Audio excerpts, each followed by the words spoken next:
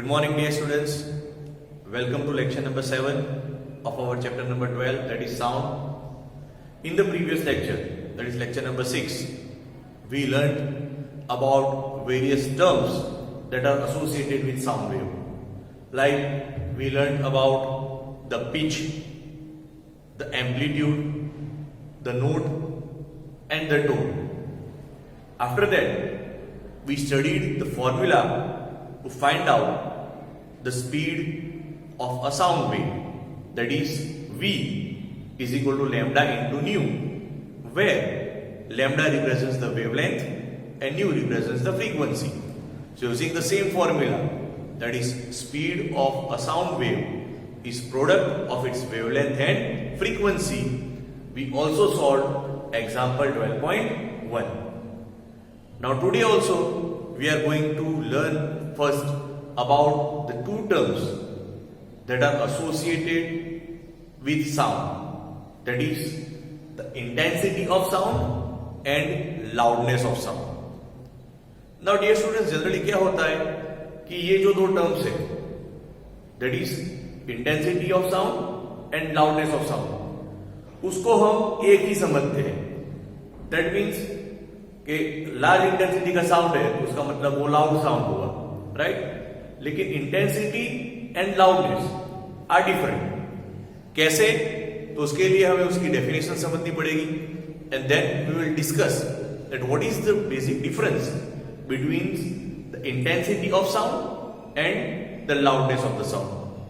तो आपको एक क्वेश्चन पूछा जा सकता है और इंडेक्स क्वेश्चन ऐसा है भी आपकी बुक में कि what is the difference between the intensity sound and loudness of sound. Okay, तो सबसे पहले we start with intensity of sound. So what is the proper definition of intensity of sound? The amount of sound passing each second, the amount of sound passing each second through a unit area is called the intensity of the sound. तो आपको 1 mark का भी एक ऐसे separately question पूछा जा सकता है कि define the intensity of sound. So what is the definition of intensity of sound? The amount of sound energy that is passing each second, यानी per second through unit area is known as the intensity of sound. तो ये हुई हमारी definition intensity of sound की. Loudness is not associated with intensity. Loudness of sound is simply the interpretation of our ears. कि जो हमारा year उस sound को कैसे डिटेक्ट करता है, कितना क्लियरली डिटेक्ट करता है, right? That determines the loudness. यानी कि जो आवाज हमारा ईयर बहुत ही इजीली डिटेक्ट कर देता है, that comes under the category of loud noise. So it's simply about the perceivance of our ear to how easily it interprets the sound. So first let us see what is the meaning of loudness. Loudness is measure of response. Loudness is measure of response of our ears to the sound. यानी कि किसी भी sound को हमारे years किस तरह से respond करते हैं, that determines the loudness of the sound. Intensity क्या था? Intensity is nothing but the amount of energy, sound energy, that is passing each second through unit area was intensity. But loudness is the measure of the response of ear to the sound. तो उसका जो difference है वो समझने के लिए ये जो नेक्स्ट लाइन है that is very very important. तो इसे ठीक से समझो. Even when two sounds of equal intensity are produced. Okay, आपने दो अलग अलग साउंड्स प्रोड्यूस किए, दोनों साउंड की इंटेंसिटी सेम है. इंटेंसिटी सेम उसका मतलब क्या हुआ? That the amount of sound energy passing is second through unit area same for both that sounds, right? But our ear उन दोनों की लाउडनेस को अलग अलग परसीव कर सकती है, राइट? तो दोनों साउंड की इंटेंसिटी सेम है, लेकिन it is possible that loudness of both those sounds will be different. Why? Simply because our ears will respond to it in a different way. So once again, even when two sounds of equal intensity are made, two sounds of equal intensity are made, we may hear one as louder than the other. तो यहां पे दोनों जो sound हमने produce किए, दोनों sound की intensity same थी, राइट? लेकिन हमारे ईयर को एक साउंड लाउडर लगा compare to the other. Why? Because our ear detects one sound better than the other. तो जिस साउंड को हमारे ईयर्स ने बेटर डिटेक्ट किया, okay, that sound will be understood or will be heard louder to us compared to the other sound. So this is the basic difference between the intensity of sound and the loudness. Okay, तो यहाँ पे तीन अलग अलग question हो सकते हैं. First, define the intensity of sound. So this gives you the intensity of sound. This gives you the loudness of the sound. Okay, और अगर आपको डिफरेंस पूछा गया है तो दोनों डेफिनेशंस लिखनी है, और फिर ये लाइन जो एक्सप्लेन करती है कि अगर दो साउंड प्रोड्यूस हुए जिसकी इंटेंसिटी इक्वल है, दोनों साउंड की इंटेंसिटी इक्वल है, but one sound will be detected better than the other, तो एक साउंड हो जाएगा लाउड और दूसरा हो जाएगा उससे स्लोअर, यानी कि एक साउंड की लाउडनेस दूसरे साउंड से हो गई loud. So such things are possible. Okay, now the next thing we are going to learn is about the speed of sound. Dear friends, हमने मैकेनिकल वेव्स और नॉन मैकेनिकल वेव्स के बारे में पढ़ा था. कुछ वेव्स ऐसे होते हैं जिन्हें मीडियम चाहिए to travel from one place to another. On the other hand there are some other things that don't require medium to travel from one place to other. और उस केस में हमने डिस्कस किया था light wave and sound wave. Okay, तो जो light wave है उसे मीडियम नहीं चाहिए. ओके, जो सन के रेज होते हैं, जो सन की लाइट होती है, वो स्पेस से, जहां पे कोई एटमॉस्फेयर, कोई मीडियम नहीं है, वहां से ट्रैवल करके अर्थ के सरफेस तक आती है, तो उसे मीडियम नहीं चाहिए. But sound requires a medium to propagate. अब याद करो, हमने एक एक्टिविटी भी की थी जब हमने ग्लास बेल जार लिया था, उसके अंदर एक बेल को रखा था और उसके साथ हमने एक वैक्यूम पंप को अटैच किया था. वैक्यूम पंप क्या कर रहा था? धीरे धीरे उस एयर को सक आउट करता था. तो जैसे जैसे उस बेल जार के अंदर एयर का प्रपोर्शन लेस होता जाता था, वैसे वैसे साउंड वीकर होता जाता था. तो उससे क्या पता चलता था, उससे क्या प्रूव होता था कि sound requires a medium to propagate from one place to another. तो इस वजह से जब आप कंपेयर करते हो speed of sound with speed of light, what you will find? You will find that speed of sound is much lesser compared to speed of light. क्योंकि light को मीडियम की जरूरत नहीं है, तो वो ऑब्वियसली फास्टर ट्रैवल करेगा. जबकि साउंड है वेव्स है, उनको ट्रैवल करने के लिए मीडियम एसेंशियल है, उसके बगैर वो ट्रैवल नहीं कर सकते. So sound wave takes much higher time compare to a light wave to travel from one place to another. तो उसके बहुत सारे एग्जाम्पल्स हैं, राइट? मॉनसून सीजन में जब थंडर होता है तो वो जो लाइटनिंग होती है वो पहले दिखती है और उसके फ्रैक्शन ऑफ सेकंड्स के बाद you are able to hear the sound. यानी फ्लैश ऑफ लाइट पहले दिखती है और उस साउंड को आने में थोड़ी देर लगती है. तो फ्लैश पहले दिख गई क्योंकि लाइट वेव ट्रैवल्स फास्टर, लेकिन उसकी आवाज आपके कान तक आने में उसको देर लगती है, because sound wave takes more time. Diwali time में या किसी भी फंक्शन में, शादी वगैरह में, जब वो पटाखे फूटते हैं, राइट, तो आसमान में जाके, तो उनका तो डिस्टेंस भी कम होता है, फिर भी आपको पता चलता है कि वो जो फ्लैश होता है, राइट, वो लाइटिंग आपको पहले दिखती है और उसकी आवाज आने में थोड़ी देर लगती है. So those activities prove that sound waves travel with much less speed compared to light waves. और उसका सिंपल रीजन भी है कि एक को मीडियम की जरूरत है, दूसरे को मीडियम की जरूरत नहीं है. ओके, तो हमने ऑलरेडी डिस्कस किया sound travels at much less speed compared to speed of light. Okay, so there are various factors on which the speed of light in any medium depends. तो वो कौन सी चीजें हैं? ओके, तो ऐसा भी आपको क्वेश्चन पूछ सकता है कि explain on what things the speed of light in any medium depends. तो जो पहली चीज है that is properties of the medium, यानी it depends on the properties of medium in which it is travelling. Okay, आपने एक aluminium का rod लिया, ठीक है, एक सिल्वर का रॉड लिया, एक प्लास्टिक का रॉड लिया, और तीनों में से अगर आपको साउंड को ट्रैवल कराओगे तो तीनों में वो सेम नहीं आएगी, right, because properties of material is different in each and every case. Okay, तो पहली चीज होती है it depends on property of the medium.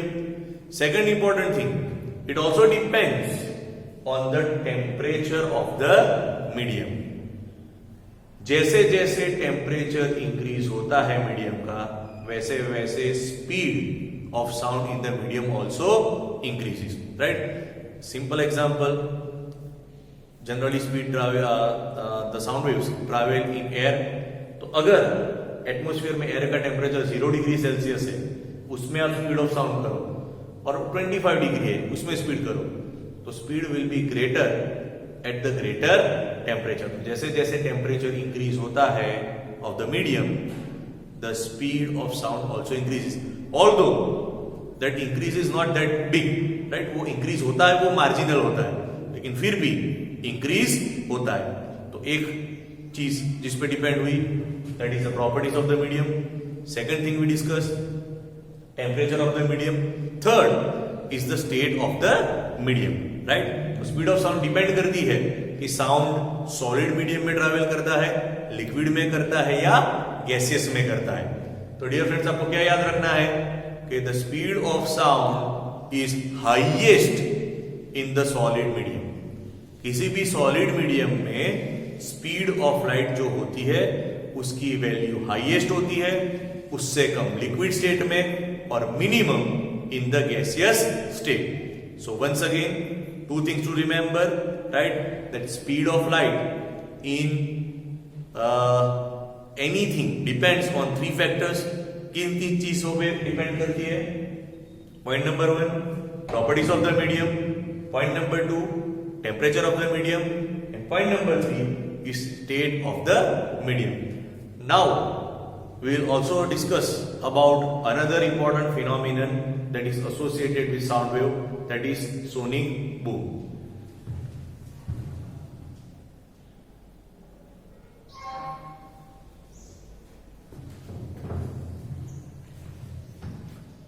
Okay, dear students, you might have heard about supersonic aircrafts.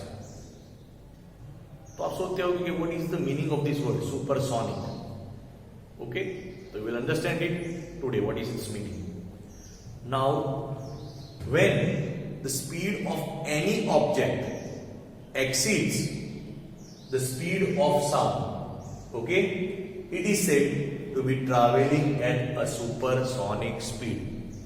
यानी किसी भी ऑब्जेक्ट की जो स्पीड होती है, जब वो स्पीड ऑफ साउंड से बढ़ जाती है, तो जो उसकी स्पीड होती है उसको आप बोल सकते हो supersonic speed.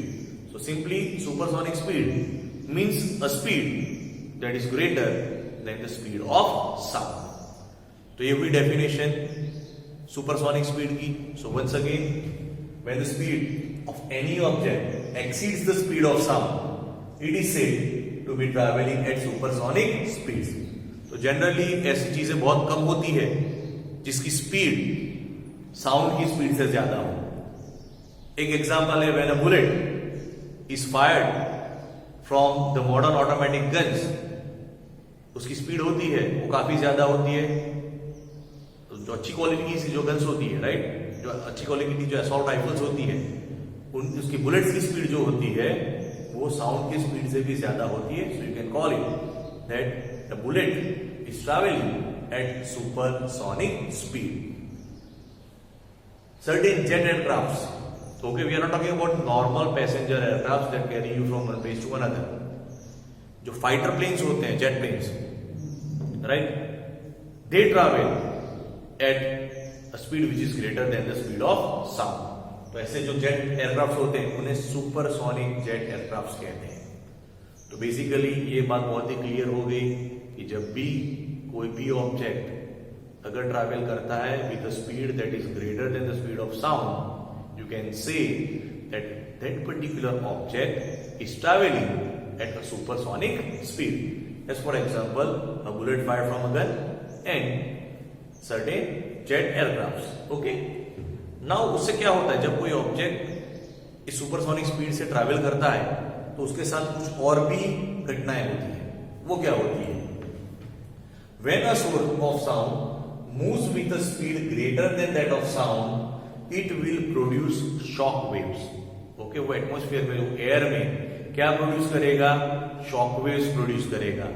And this shock waves are very very powerful, right? ये जो शॉक वेव्स जो क्रिएट होते हैं, किस वजह से क्रिएट होते हैं? जब भी कोई ऑब्जेक्ट सुपरसोनिक स्पीड से ट्रैवल करता है, in other words when any object is traveling with a speed that is greater than the speed of sound, तो वो अपने इर्द गिर्द जो एटमॉस्फेयर, जो एयर होती है, उसमें शॉक वेव्स क्रिएट करेगा। This shock waves are very very powerful, they carry a very large amount of energy. Okay, so this shock waves carry large amount of energy. Now this shock waves, उसके जो shock waves की वजह से medium में जो pressure के variations create होते हैं, that pressure variations will create a very sharp and a very loud noise which is called sonic boom. Okay, तो ये डेफिनेशन हुई सोनिक बूम की। सोनिक बूम क्या है? It is nothing but a very large, a very sharp noise that is being produced due to the shock waves created by an object that is moving at supersonic speed। तो जैसा कि मैंने आपको बताया कि जब कोई ऑब्जेक्ट सुपरसोनिक स्पीड से ट्रैवल करता है तो वो एटमॉस्फेयर में शॉक वेव्स क्रिएट करता है। ये जो शॉक वेव्स के जो प्रेशर वेरिएशंस होते हैं, वो एक बहुत ही लाउड, बहुत ही शार्प एक साउंड प्रोड्यूस करते हैं, उसको बोलते हैं sonic boom. Along with that sound, right, ये जो शॉक वेव्स होते हैं, उसकी जो एनर्जी रिलीज होती है, that energy is so powerful that it can shatter the objects that are made up of glass, like the window panes, right. तो अगर कोई जेट फाइटर प्लेन, राइट, किसी बड़े बिल्डिंग की बहुत नजदीक से अगर गुजरेगा तो क्या होगा? वो जो बिल्डिंग है उसके जो शीशे होते हैं, right, they will break. Why? क्योंकि जेट एयरक्राफ्ट, अगेन हमने देखा, it can travel with supersonic speed. तो जब वो जेट एयरक्राफ्ट बिल्डिंग के नजदीक से सुपरसोनिक स्पीड से गुजरेगा तो वो एयर में, वो एटमॉस्फेयर में शॉक वेव्स पैदा करेगा, and those shock waves have enough energy that can shatter the window pens. Okay, तो ऑलरेडी ये जो टॉपिक है सोनिक बूम वाला, वो आपके टेक्स्ट बुक में एक बॉक्स में दिया हुआ है, just like an information, but this information is very very important. So after today you will understand the meaning of two terms, that is what is the meaning of supersonic speed and what is sonic boom. Okay, what is supersonic speed? When any object, okay, travels in any medium with a speed that is greater than the speed of sound, we can say that that particular object is traveling at a supersonic speed। और उसके हमने examples भी discuss किए, like a bullet fired from an assault rifle, assault gun, and certain jet aircrafts। Okay, then we heard about the second definition, that is sonic boom। तो जब भी कोई भी ऑब्जेक्ट, राइट, सुपरसोनिक स्पीड से जब वो travel करता है तो वो मीडियम में शॉक वेव्स जनरेट करता है, राइट। ये जो शॉक वेव्स होते हैं उसका जो प्रेशर का जो वेरिएशंस होता है, due to that pressure variations a particular sound that is very loud and very sharp is created। और ये जो बहुत ही शार्प, बहुत ही लाउड नॉइस जो प्रोड्यूस होता है उसे हम बोलते हैं सोनिक बूम। और हमने ये भी डिस्कस किया कि जो शॉक वेव्स होते हैं that possess lots of energy, okay, and that energy is capable of breaking objects made up of glass like window paints. जैसा कि मैंने आपको बताया कि अगर कोई जेट एयरक्राफ्ट कोई बड़े हाई राइज बिल्डिंग के बहुत नजदीक से अगर गुजरेगा तो उसके सारे शीशे टूट जाएंगे due to the shock waves created by the supersonic waves, okay, that were created by that jet aircraft that was moving at supersonic speed.